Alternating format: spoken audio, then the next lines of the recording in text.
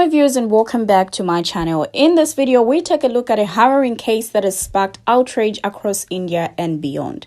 Dr. Momita, a promising young medical trainee at Rajiv Gandhi Medical College in Kolkata, was found brutally unalived in a seminar hall where she had sought a brief respite. Now, her unaliving, marked by severe violence and abuse, has led to widespread protests and a doctor's strike, calling for justice and transparency. Now, yet the arrest of a suspect based on the dubious evidence of a Bluetooth headset has only fueled suspicions of a cover-up. Now, her dreams were shattered in a horrific act of violence. Her body, bearing signs of unimaginable torture, was found in an empty seminar hall. The investigation raises more questions than answers.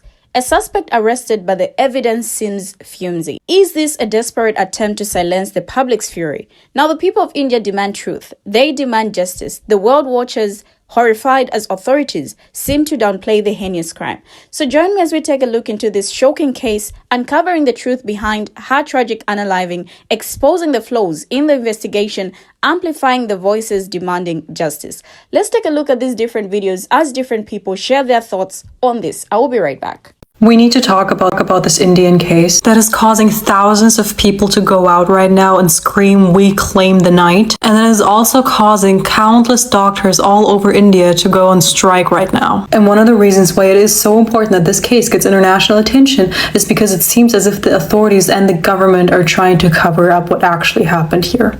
Dr. Momita D.E.A.T.H was a 31-year-old second-year postgraduate trainee at RG Medical College in Kolkata, India. In her last diary entry before this case occurred, she talked about wanting to be one of the top performers at her medical exams. A lot of the times when doctors are on shift, they have little areas where they can rest for a few hours and they can sleep. And since the hospital Momita worked at did not have separate areas for doctors to sleep in, she decided to sleep in an empty seminar hall in her college. The next day, she was reported missing by her colleagues. Momita was found in that empty seminar hall, but unfortunately she was not alive anymore. I'm gonna get into some of the injuries, so if you cannot bear to hear that, that is absolutely fine. You can skip this part. Momita was brutally S8 and she was unalived. Her thyroid cartilage had been broken, meaning somebody strangled her. It was reported that there were fluids and blood coming out of her eyes and her nose and her mouth. There were bruises all over her, but some of the worst injuries were in her private area. The damage was so severe that the word torture was used. I have also seen certain reports saying that the DNA of multiple men was found in her, but I couldn't really find a credible source on this exact fact, so if you do know any specifics on this, please let me know. But yeah, one suspect has been arrested, a man with the last name Roy who has a history of DV.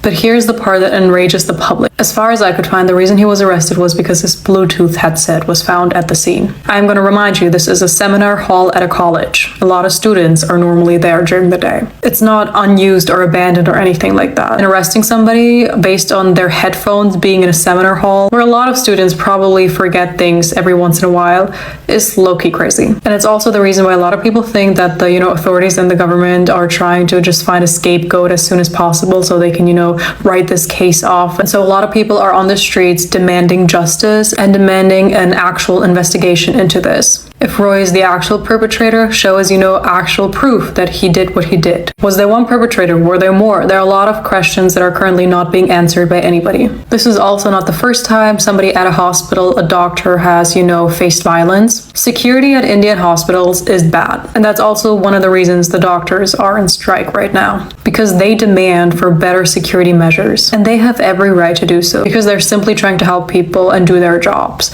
And they're in danger all of the time. People are also planning a nationwide strike, I think on the 18th, 17th, so today. Whoever did this to Momita wanted it to hurt. They wanted to prolong it, and they found happiness and glee in hurting her as much as possible before taking her life. The only thing she wanted to do is to get some sleep before she would go back out and help people. I think this case resonates with a lot of doctors all over the world, because all over the world, doctors have little rooms where they take naps in between shifts or during an extra long shift. And to be attacked when you're in such a vulnerable position, I can't even imagine how Momita must have felt when she woke up and she was immediately attacked. This case does need more international attention, so the Indian government knows that the people are watching. Not just the people in India, but people all over the world. What's happening in India right now is outrageous, and I don't know how more people aren't talking about it. A girl who was a second-year postgraduate trainee at a local college in India specializing in chest medicine while pursuing a doctorate in environmental sciences was R-worded and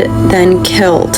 Originally reported to be a self-exit case, but when the police got to the scene and did an autopsy of the body, the heartbreaking truth was revealed. Not only was she R-worded by multiple men, she was gruesomely tortured and then suffocated to death. Broken glass was found lodged into her eyeballs, making them bleed because of the glasses that she was wearing and the pressure that was applied on her face. Her pelvic bone was broken and her feet were facing two opposite directions, and there was 150 milligrams of semen found within her body, which suggests there were multiple men involved. What's crazy is that this is not an isolated incident in India. This is actually being called the R-word epidemic at this point because of how frequently it happens. If it can happen in a hospital, it can literally happen anywhere. At this time, they're currently breaking down the walls of this hospital and calling it a renovation to tamper with the evidence of the crime scene. Honestly, being of Indian descent and being born in India, from the day you are raised, you are told to be careful as a little girl. You are told to be mindful of the clothing you are wearing. You are told to be careful of how much you play with your hair in public around men who you don't know because it might be taken as flirting. Honestly, this story has really disturbed me to the core, and this is not uncommon. This is just so tragic, though. I think one of the reasons why the Kolkata case has been really hitting hard to home is because Kolkata is stereotypically one of the safest cities in India. Actually been recognized as the safest city in India for 3 years in a row. 3 years. When I go to India, my parents are so comfortable that even though I was born in America, I'm actually allowed to walk around in the city by myself with no help. So you don't hear cases like this coming from Kolkata. You never hear about this. People actually respect women in that city. So a doctor getting raped there. This doctor's parents got a call that she took her own life on the job, but when they realized what actually happened, it caused riots across the country. This is Dr. Momita D.E.A.T.H. She's a second-year postgraduate trainee doctor at R.G. Kar Medical College in North Calcutta, India. After working 36 hours at the hospital, she laid down in a back room on a carpet to get some rest. A few hours later, her parents got a call from an officer saying that their daughter took her own life on the job, and when they rushed to go to the hospital to see her, the officers and staff members wouldn't let them see her for over 3 hours, even after they begged and pleaded. And when they finally saw her, they knew immediately that their daughter did not take her own life. They saw that her legs were pulled so far apart that her pelvic bone cracked. She had bruises and black marks and scratches all over her body. Her nose and eyes were bleeding. They found shards of glass in her face and eyes from the glasses she was wearing. Her throat was pressed so hard that bones in her neck cracked and hands were placed over her mouth to prevent her from screaming. The DNA of multiple men were found in her and under her fingernails. I mean, the list goes on. So far, 19 people have been arrested, including officers that tried to cover this up, hospital staff, doctors, and security that did nothing and participated in this. People are flooding the streets of India protesting that women have never been safe, they're easy targets even in the workplace, and harsher punishments need to be put into place. Please help me raise awareness because the media won't, so that we can get justice for this woman and her family. The fact that a woman in India was at work, she was at work and she was approached, ganked, and murdered at her workplace is precisely what's wrong with this system. And what's worse is this. The fact that this letter was sent out to all female doctors following the incident. I read number 7. While on duty, you should be well composed emotionally, remain alert about the surroundings, and should graciously interact with the public so that you don't attract unnecessary attention of unscrupulous people.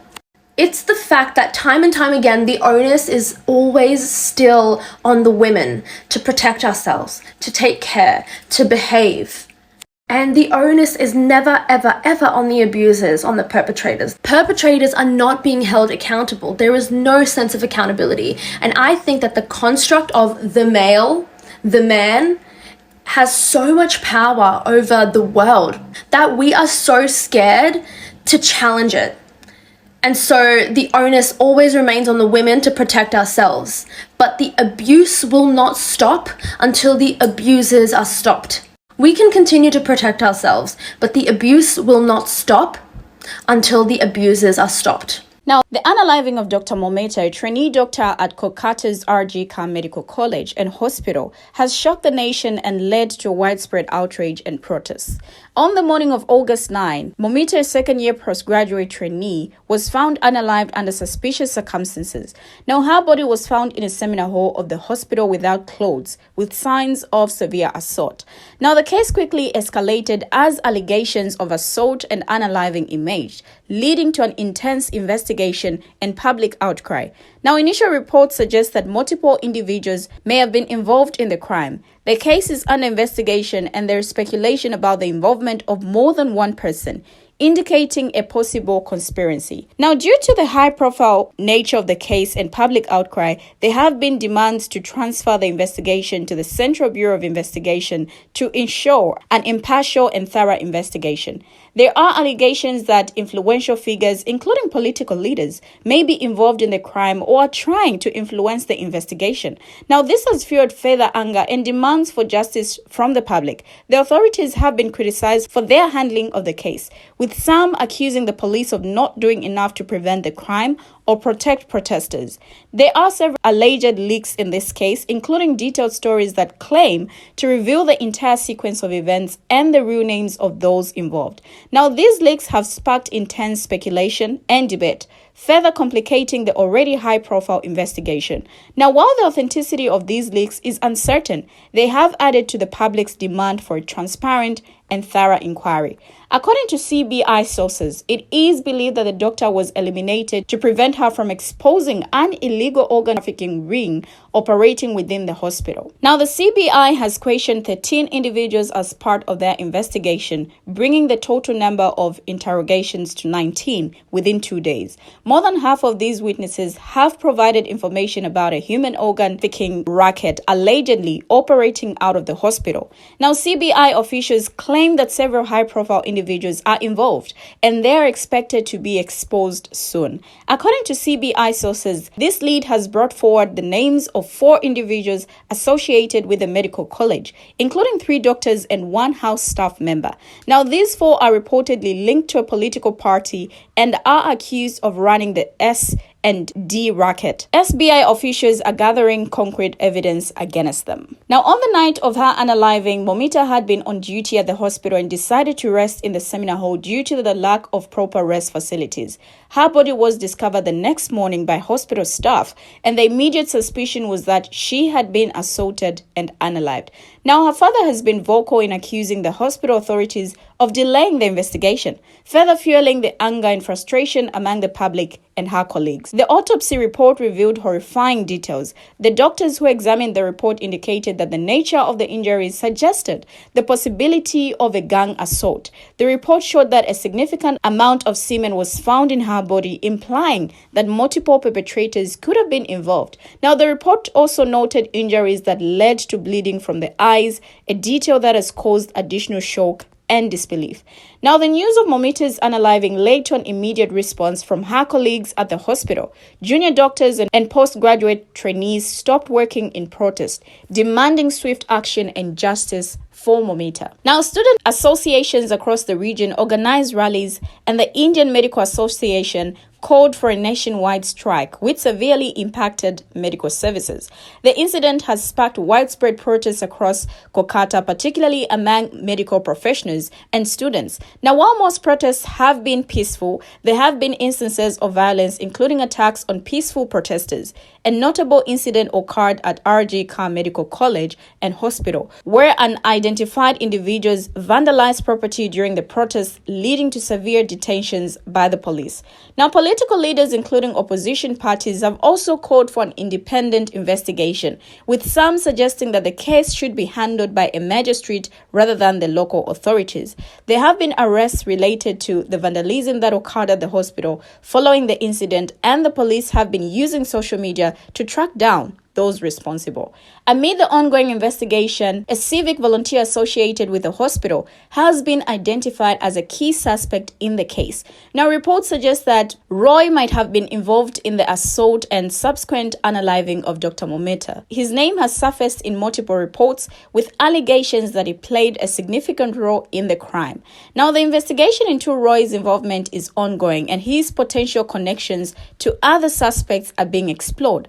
The investigation into Momita's unaliving is ongoing, with a special emphasis on uncovering all involved. Now, there are currently 30 suspects, including interns and other doctors, under scrutiny. The Central Bureau of Investigation has been involved in the case, further highlighting the seriousness of the situation. The case has not only sparked a debate about the safety of women in the medical profession, but also about the working conditions and the systemic issues within the healthcare infrastructure that might have contributed to this tragedy. As of now, the medical community remains in a state of protest, demanding accountability and change.